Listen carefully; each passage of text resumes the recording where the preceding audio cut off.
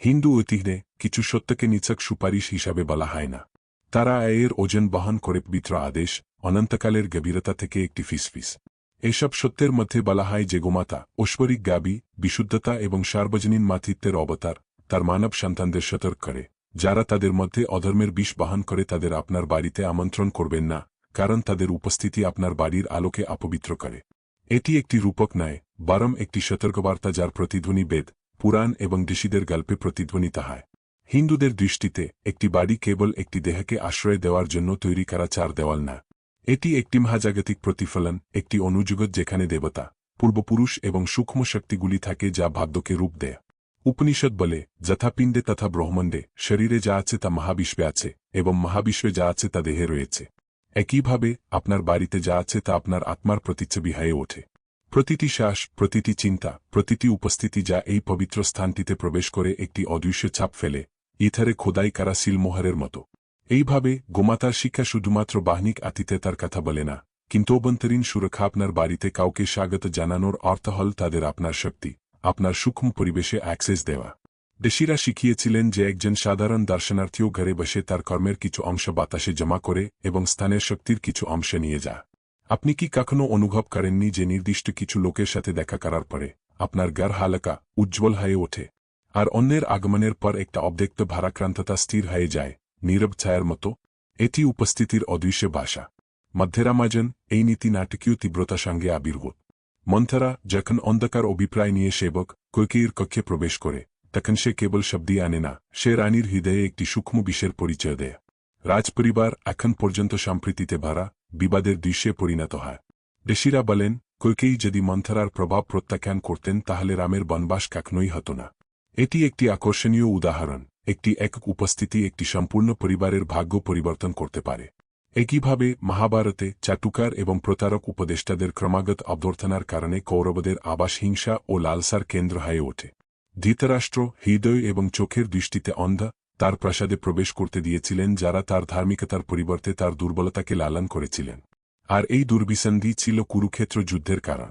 শাস্ত্রে জোর দেওয়া হয়েছে, অধর্ম সর্বদা তলোয়ার দিয়ে আঘাত করে না, এটি প্রায়ই দরজা দিয়ে প্রবেশ করে, অতিথির মুখ দিয়ে। গোমাতার সতর্কবাণী তখন তার সম্পূর্ণ অর্থ গ্রহণ করে, যারা বিষ বহন করে তাদের বাড়িতে আমন্ত্রণ করবেন না। কিন্তু এই বিষ কি? জ্ঞানীরা এটাকে এভাবে বর্ণনা করেন: অতমাস, অন্ধকার, অজ্ঞতা, লোভ, রাগ, ঈশ্বরের প্রতি অসম্মান। যখন এই গুণাবলী দ্বারা চিহ্নিত কোনো ব্যক্তি আপনার বাড়ির চৌকাঠ অতিক্রম করে, তখন সে একা আসে না, তার সাথে অদৃশ্য শক্তি রয়েছে যা তার প্রবণতাকে খাওয়া। এই কারণেই বৈদিক আচারগুলি সূক্ষ্ম ভারসাম্য পুনরুদ্ধার করার জন্য নির্দিষ্ট পরিদর্শনের পরে গঙ্গাজল, কর্পূর বা মন্ত্র দিয়ে ঘর শুদ্ধ করার পরামর্শ দেয়। এটা কি সত্য নয় যে আপনার বাড়ি শিখার মতো ভঙ্গুর? এটি আলোকিত করে, উষ্ণ করে, জড়ো করে, কিন্তু একটি নিছক বাতাস এটি নিভিজে দিতে পারে। তাহলে আপনি কেন আপনার অভয়ারণ্যে মানুষের মুখের ছদ্মবেশে একটি জারকে আমন্ত্রণ জানাবেন? মধ্যভগবদ্গীতা কৃষ্ণ অর্জুনকে স্মরণ করিয়ে দেন, যে বাড়িতে কেউ দেবতাদের সম্মান করে, যেখানে কেউ খাবার ভাগ করে, যেখানে কেউ ধর্মকে সম্মান করে, সে ধন্য হয়। কিন্তু যে বাড়িতে অহংকার ও অজ্ঞানতার রাজত্ব হয়, তা সোনায় ভরা হলেও শূন্য ঘর হয়ে যা। ভগ3 1:3 ব্যাখ্যা। এই শব্দগুলি একটি সূক্ষ্ম সত্য প্রকাশ করে। বাস্তুগত সমৃদ্ধি একটি ঘরকে অদৃশ্য দুর্নীতি থেকে রক্ষা করে না। শুধুমাত্র ধর্ম, পবিত্রতা এবং শ্রদ্ধার উপস্থিতি লক্ষ্মী দেবীর আশীর্বাদকে আকর্ষণ করে। তাই নিজেকে জিজ্ঞাসা করুন, আপনি কাকে আপনার বাড়ির চৌকাঠ অতিক্রম করার অনুমতি দেন? আপনি কি কেবল আপনার হাত দিয়ে আপনার দরজা খুলবেন, না আপনার বিচক্ষণতা দিয়েও? চান্দোগ্য উপনিষদে লেখা আছে, যে তোমার ঘরে বসে সে তোমার হৃদয়েও বসে। কাউকে স্বাগত জানানোর অর্থ হল আপনার শ্বাস, আপনার শক্তি, আপনার ভাগ্য ভাগ করে নেওয়ার জন্য তাদের আমন্ত্রণ জানানো। গোমাতার সতর্কবাণী তাই আতিথেয়তার সহজ নিয়ম না, এটি একটি আধ্যাত্মিক শৃঙ্খলা। আপনার বাড়ির আলোকে রক্ষা করুন যেমন আপনি আপনার আত্মার শিক্ষাকে রক্ষা করবেন। কারণ আপনার গৃহ হল একটি অভ্যন্তরীণ মন্দির, আপনার সত্তার সম্প্রসারণ, একটি বাসস্থান যেখানে দেবতারা তাদের আশীর্বাদ জমা করেন। আপনি যাকে আমন্ত্রণ জানান তিনি এই অভয়ারণ্যের অংশ হয়ে ওঠেন। তাই নিজেকে এই প্রশ্নটি করুন, আপনার বাড়ি কি তাদের জন্য উন্মুক্ত যারা আলো বহন করে, নাকি আপনি কি মাঝে মাঝে তাদের আড়ালে টেনে আনতে দেন অধর্মের ছায়া? প্রথম নিষেধাজ্ঞা, উপহাসকারী নাস্তিক। প্রথম যেটি গোমাতাকে ঘর থেকে দূরে রাখার আহ্বান জানান উপহাসকারী নাস্তিক, যে ঐশ্বরিক উপস্থিতি অস্বীকার করে এবং ধর্মের পথকে অবজ্ঞা করে। উপনিষদে একটি চিরন্তন প্রার্থনা উঠে আসে, আষ্ট হল দুঃখের গমায়, তমস হল জ্যোতির গমায়, মৃত্যু হল অমৃত গমায়, আমাকে অবাস্তব থেকে বাস্তবের দিকে নিয়ে যাও, অন্ধকার থেকে আলোর দিকে, মৃত্যু থেকে অমরত্বের দিকে। এই প্রার্থনা কবিতা নয়, সত্যের দিকে মানবাত্মার প্রবল আহ্বান। যে এই আলোকে প্রত্যাখ্যান করে সে স্বেচ্ছায় অন্ধকারে থাকতে বেছে নেয়। শাস্ত্র স্পষ্ট, মানুষ শুধুমাত্র একটি মাংসের দেহ নয়, একটি চিরন্তন স্ফুলিঙ্গ, পরমের একটি টুকরো।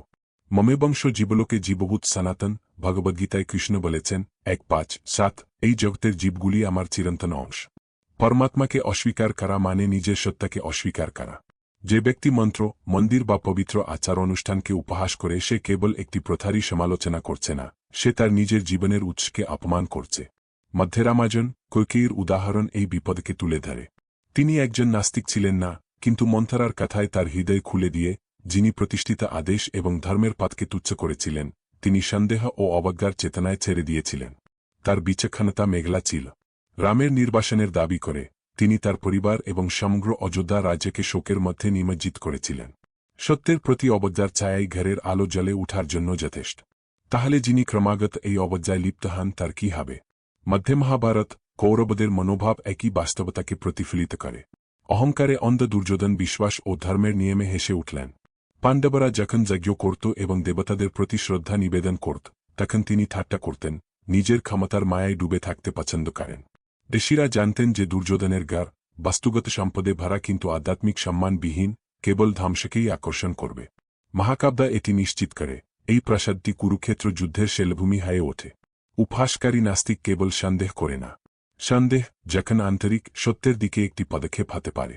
কিন্তু উপহাসকারী তার অবজ্ঞা খায়, সে অন্যের বিশ্বাস নিয়ে হাসে, সে যা বোঝে না তাকে সে অপবিত্র করে, এবং তার হাসি পবিত্র পরিবেশে অসঙ্গতির মতো প্রতিধ্বনিত হয়। আপনি যদি এমন ব্যক্তির জন্য আপনার দরজা খুলে দেন, তবে তার সংশয় একটি ছায়া হয়ে ওঠে যা আপনার বাড়ির সূক্ষ্ম বাতাসে থাকে। বাগানে নিক্ষিপ্ত বরিজের বীজের মতো তার কথা ভক্তির সূক্ষ্ম ফুলকে ডেকে দিতে পারে। পুরাণগুলি শক্তিশালী রাজাদের গল্প বলে যারা খারাপ সঙ্গী হওয়ার কারণে পতন হয়েছিল।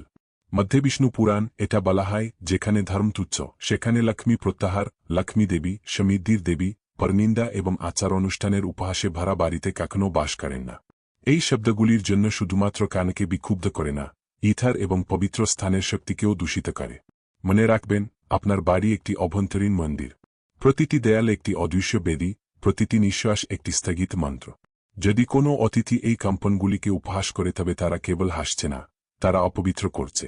ঋষিরা বলে পবিত্র ধ্বনি সম্পর্কের মধ্যে সমগ্র মহাবিশ্বের অনুরণন রয়েছে। যদি আপনার বাড়িতে এই শব্দটি অবজ্ঞার প্রতিধ্বনি দ্বারা নিমজ্জিত হয়, তবে মনে হয় যেন মহাবিশ্ব নিজেই নিক্ষিপ্ত হয়। ভগবদ্গীতা সতর্ক করে, যারা বিশ্বাসহীন, যারা ধর্মগ্রন্থকে অবজ্ঞা করে এবং অবমাননা করে, তারা হারিয়ে যায়। বগ 1:6-2-3 এই ধরনের ব্যক্তি শুধুমাত্র তার নিজের আধ্যাত্মিক জীবনকে ধ্বংস করে না, তিনি তার চারপাশের লোকদের সম্প্রীতিকেও হুমকি দেন। এই ধরনের অতিথিকে স্বাগত জানানোর অর্থ হল দ্বন্দ্ব এবং হতাশার শক্তিকে বাড়িতে আমন্ত্রণ জানানো। তাই নিজেকে জিজ্ঞাসা করুন, আপনি কি চান আপনার বাড়ি এর পবিত্র ধ্বনিতে প্রতিধ্বনিত হোক, নাকি অসম্মানের ভারী নির্বতায়? বিদ্রুপকারী নাস্তিকের হাসি হালকা মনে হলেও তার মধ্যে ছায়ার ভার বহন করে। যে ঘর এমন হাসিতে প্রতিধ্বনিত হয় ধীরে ধীরে তার আলো নিভে যায়। ঋষিরা বলেছেন যে অবজ্ঞার ক্ষুদ্রতম বিস্ফোরণও বছরের পর বছর প্রার্থনাকে অস্থিতিশীল করতে পারে। হিন্দু ঐতিহ্যে সহনশীলতা এবং সহানুভূতি শেখা।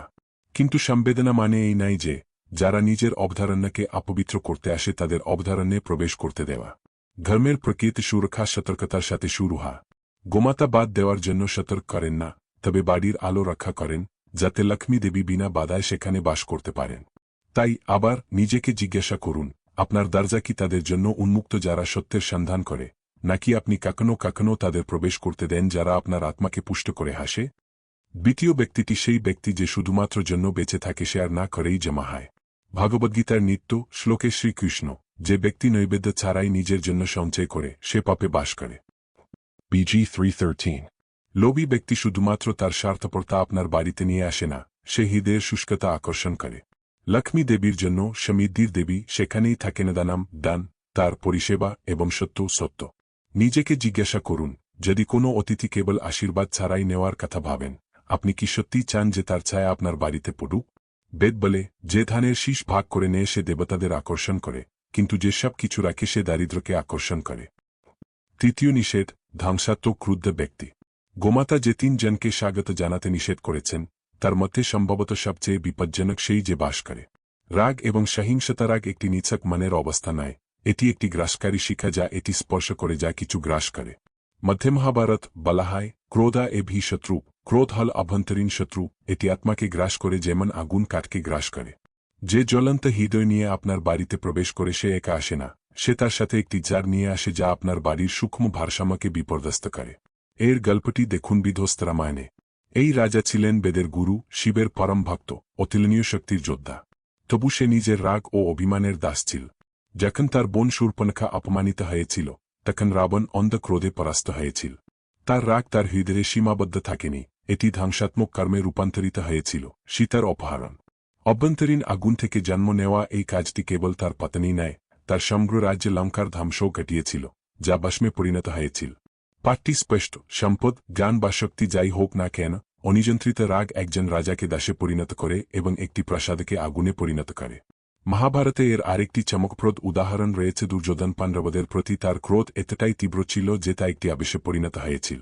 প্রতিটি ভোজ, প্রতিটি কথোপকথন, প্রতিটি নিঃশ্বাস এই ধ্বংসাত্মক আগুনে রঙিন হয়েছিল। যুধিষ্ঠিরকে মায়াসভার প্রাসাদ দেওয়া হলে ঈর্ষা ও ক্রোধে অন্ধ দুর্যোধন ভ্রান্তিতে পারেন এবং সকলের হাসির পাত্র হয়ে ওঠেন।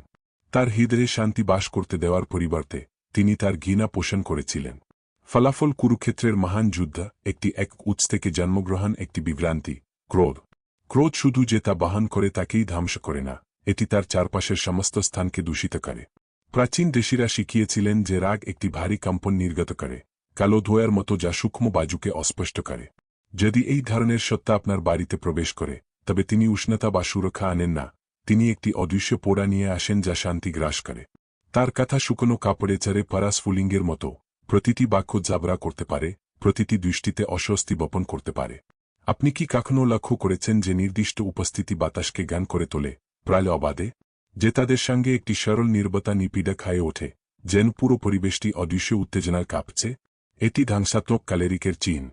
তার কম্পন বিঘ্নিত, তার শক্তি বিরক্তিকর, তার খুব নিঃশ্বাস ঘরের দেয়াল নিচে ওজন করে।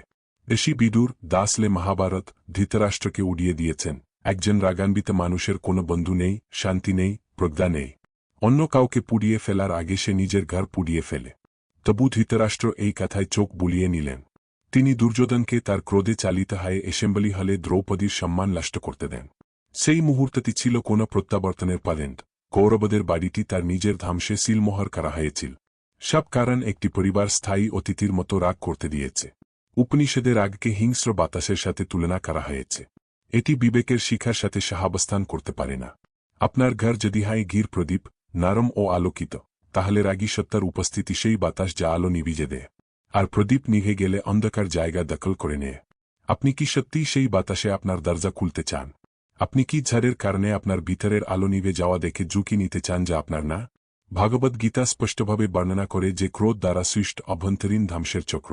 আসক্তি থেকে কামনা আসে, বাসনা থেকে আসে ক্রোধ, ক্রোধ থেকে আসে ভ্রম, ভ্রম থেকে স্মৃতিশক্তি নষ্ট হয়, স্মৃতিশক্তির লোপ পেয়ে বুদ্ধিমত্তা নষ্ট হয়, আর বুদ্ধির বিনাশের ফলে মানুষ বিনষ্ট হয়।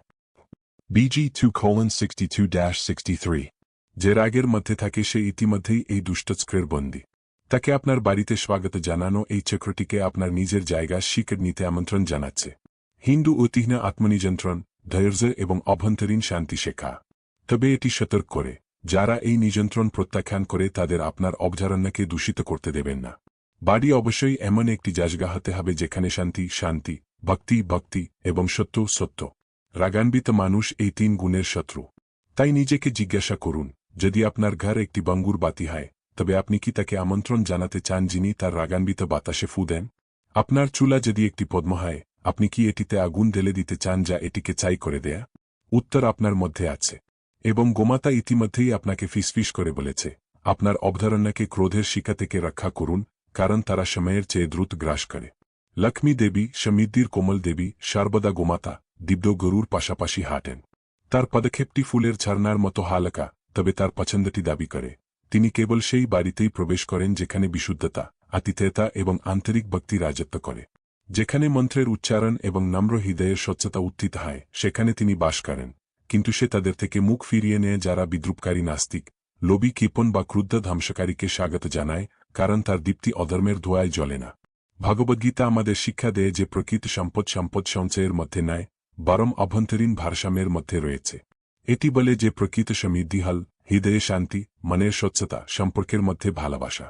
এই দানগুলি সোনা বা মূল্যবান পাথরের মধ্যে গণনা করা হয় না, তবে নির্মলতা, সদয় শব্দে এবং নীরব নৈবেদ্যের অঙ্গভঙ্গির মুহূর্তগুলিতে গণনা করা হয়। আপনি যখন আপনার বাড়িটিকে মন্দিরের মতো রক্ষা করেন, তখন প্রতিটি পাথর, প্রতিটি বস্তু, প্রতিটি নিঃশ্বাস আলোর বাহক হয়ে ওঠে। বাড়িটি আর কেবল একটি বস্তুগত স্থান নয়, এটি একটি মন্দির, একটি জীবন্ত অবধারণ্য, এমন একটি জায়গা যেখানে দেবতারা বাস করতে আনন্দিত হয়। লক্ষ্মী দেবী তার বিচক্ষণ দীপ্তি পাঠান, যেমন একটি ঘি প্রদীপের শিখা যা জ্বালা ছাড়াই আলোকিত হয়, যা গ্রাস না করেই উষ্ণ হয়। সুতরাং আপনার দরজা রক্ষা করুন যেমন আপনি বাতাসের বিরুদ্ধে একটি শিখা রক্ষা করেন। যারা ধর্মের ধারক, যাদের কথা উচ্চারণ করে এবং যাদের উপস্থিতি প্রশান্তি দেয় তাদের আপনার বাড়িতে আমন্ত্রণ জানান। প্রতিটি দর্শকের জন্য তাদের বিশ্বের একটি অংশ নিয়ে আসে, এবং সেই পৃথিবী আপনার একটি অংশ হয়ে যাবে। আপনি যদি আলো চয়ন করেন, আলো বাড়বে। যদি তুমি অন্ধকারকে প্রবেশ করতে দাও, তবে তা রাজত্ব করতে চাইবে। এইভাবে লক্ষ্মী দেবীর শিক্ষা গঙ্গার জলের মতো পরিষ্কার, সমৃদ্ধি, বিশুদ্ধতা অনুসরণ করে। যেখানে শ্রদ্ধা, কৃতজ্ঞতা, ভালোবাসা, সেখানেই তার চিরন্তন বাড়ি।